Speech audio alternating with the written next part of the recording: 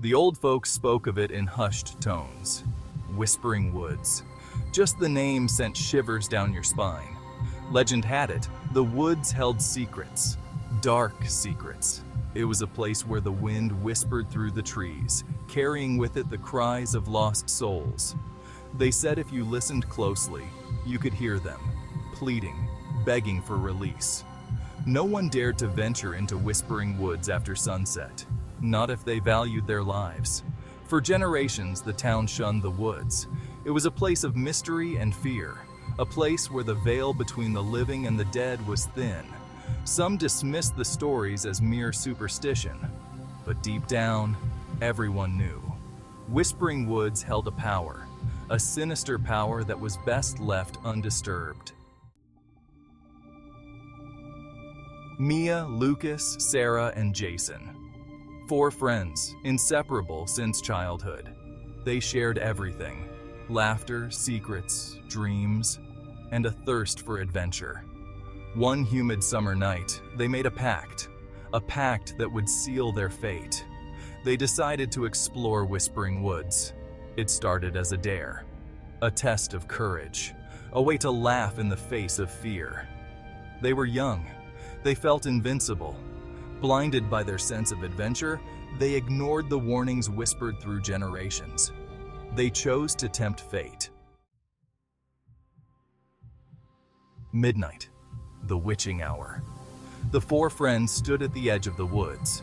The air was thick with the smell of damp earth and decaying leaves. A shiver ran down Jason's spine. He couldn't shake off the feeling of unease. "Are you sure about this?" Jason whispered, his voice barely audible above the rustling leaves. The others laughed, their bravado a thin veil over their own nervousness. "Don't be such a scaredy cat, Jason," Mia said, her voice laced with amusement. "It's just a bunch of trees." They ventured into the woods, their laughter echoing through the stillness. Little did they know, they were stepping into a nightmare. As they ventured deeper, the forest grew denser. The moonlight struggled to penetrate the thick canopy of leaves. The air grew heavy, suffocating. The silence was broken only by the sound of their own footsteps and the frantic beating of their hearts. Jason felt a cold hand grip his heart. The laughter had died down. Their pace slowed. Each step was met with an eerie silence that pressed in on them. The woods were alive, watching, waiting. Section 5. Whispers in the Dark. Then the whispers began. Faint at first, like the rustling of leaves. But they grew louder, closer. Whispers that sent chills down their spines. They couldn't make out the words, but the voices were filled with an unspeakable sadness, an unbearable longing. Fear, cold and primal, gripped Jason's heart. He wanted to run, to scream, but his legs felt like lead.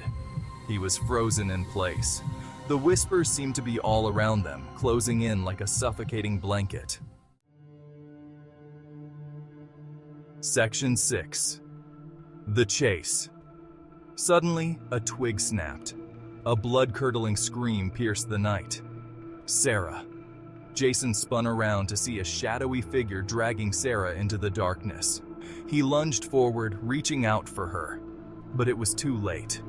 She was gone. Panic surged through the group. They stumbled blindly through the darkness, adrenaline pumping through their veins. The whispers grew louder, more insistent.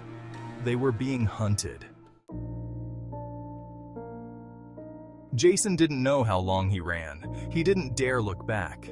The sound of his own ragged breathing filled his ears. He burst out of the woods, gasping for air, his lungs burning.